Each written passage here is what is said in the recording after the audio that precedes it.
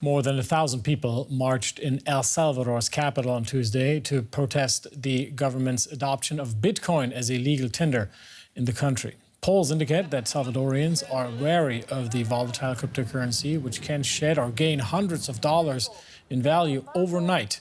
Many economists are worried how Bitcoin might affect El Salvador's economic stability.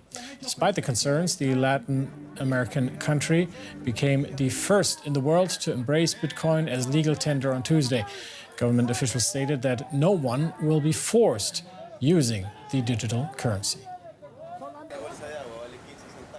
Welcome to Bitcoin Beach, a tiny Pacific El Salvadorian coast town where hundreds of local businesses have accepted Bitcoin for years, attracting many digital nomads from all over the world. The people have long profited from the rise of Bitcoin. Now it's time for the rest of the country to embrace the cryptocurrency. So we're seeing for the first time people accumulating wealth and accumulating savings that they can buy a new roof for their house or buy a cow, send their kids to school, and these were opportunities they didn't have before. The government is installing more than 200 Bitcoin ATMs all over the country.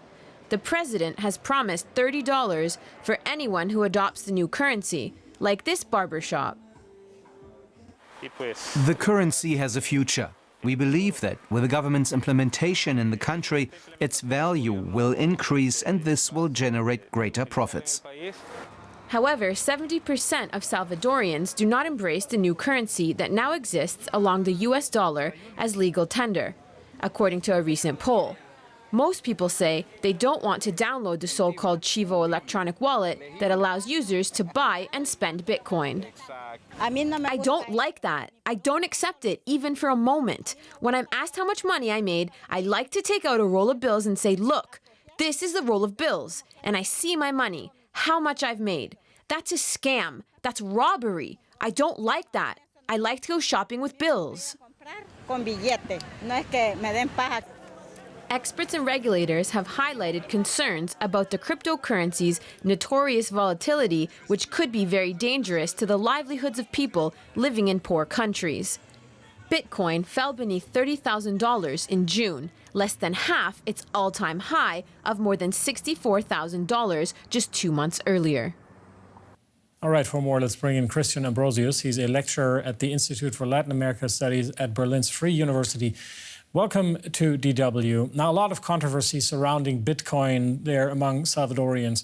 Do you believe having the cryptocurrency as legal tender will be beneficial to the people there?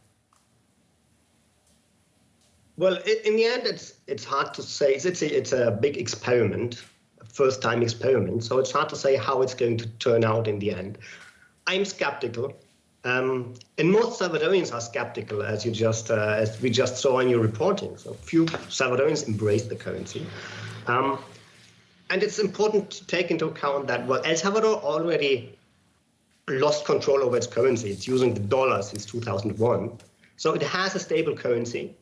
It has no monetary autonomy, so it has no control over its currency. But it's replacing, or not replacing, but adding another currency over which it doesn't have control either. But it adds a lot of instability to it. So I'm skeptical. Most economists are skeptical that this will bring a lot of benefit. In the end, it is a huge bet of the government on the rise of the demand for Bitcoin and then the rise of the value of the Bitcoin. Let's talk about one specific aspect here. Remittances account for more than 20% of the dollarized economy in El Salvador, and they're essential for re-spurring growth in the country. Could Bitcoin make these transactions simpler and cheaper? Well, you could, in principle, transfer money cheaper using Bitcoin. It's not necessary to make Bitcoin legal tender of a country. You don't need the government to authorize you to make international transfers in Bitcoin if you want to do it. So in principle, that has been possible in any case if people want to do it. So what people object or what people are skeptical is when it becomes an obligation to use Bitcoin. Because in principle, so now it's legal tender. If somebody wants to pay you in Bitcoin, you have to accept Bitcoins. So there's an element of enforcing the use of Bitcoin. So you don't really need to make a legal tender to facilitate the sending of remittances. Now, El Salvador's president has been lobbying hard for Bitcoin. Why do you think that is? He has not been very explicit about his motivations. It's also somewhat paradoxical because the original idea of Bitcoin is to escape government control. So when a government starts to implement it as a legal tender, this kind of seems to be paradoxical, right? So the likely reason that Bukele adopts the Bitcoin is that he wants to fuel economic growth based on the inflow of digital currencies, and maybe also become a very attractive place for money laundering. So you have the dollar, you have the Bitcoin. So that makes El Salvador a very attractive place for money launderers. So my guess is that he wants to build an economy around the inflow of digital currencies. So you think abuse of Bitcoin, which critics say is a real danger here, is likely in El Salvador? The use of Bitcoin, you mean for money laundering and such purposes? Yes, we're talking about illegal use. Yeah. Well, it's hard to know how much of it is going to be also for illegal use. Probably not all of it, but it's likely that some of it is also going to be for illegal use, and that it's a very attractive place for money laundering. And it's likely that this is going to happen too. Christian Ambrosius of the Latin America Institute at Berlin's Free University, thank you for talking to us. Thanks for having me. So cryptocurrencies remain a thing of controversy, which includes the aim to use them to do something good, like in the following case. A group of Berlin-based artists is to hold an online auction of digital art paid in cryptocurrency. Now, the event is to raise funds to help human rights activists in Afghanistan who, after the Taliban takeover, are now fearing for their lives. The recent pictures from Afghanistan upset Mickey Rosie Richter. Seeing people who fear for their lives because they campaigned for women's rights or democracy. I thought about what I can do to say to the people there, at least on an emotional level, hey, we're here and we support you. And then I came up with the idea of the art auction.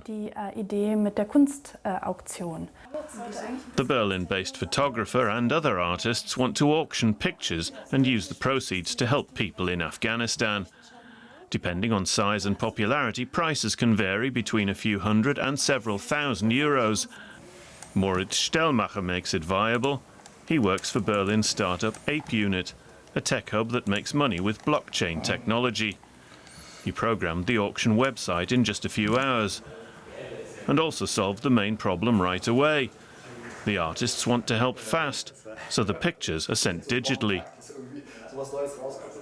It's possible using non-fungible tokens, or NFTs.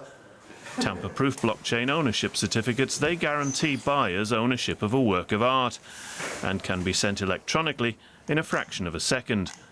The purchase price is also paid in Bitcoin or other cryptocurrencies, including proof of the money's final destination. We can show in real time who got the money in a transaction, and that's where we're still experimenting a little bit right now, seeing how well we can actually track it to the end, right along the chain to the person where the money's supposed to end up. For Stellmacher, the auction also functions as a kind of incubator. It's where he can test NFT technology, gain experience, and help the artists at the same time. It's completely new territory for me. I'm learning a lot, and it's really exciting.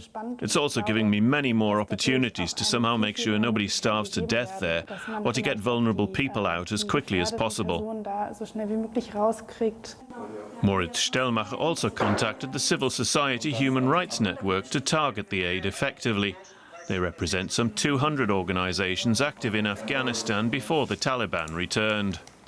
The people out there in Afghanistan usually have an e-wallet. And using this wallet, they can, let's say, get just about everything they need sorted out. Euros, dollars, food, cell phone credit. Handygut haben. Meanwhile, artists at this gallery continue to promote the Afghanistan auction. The idea has spread through the scene like wildfire.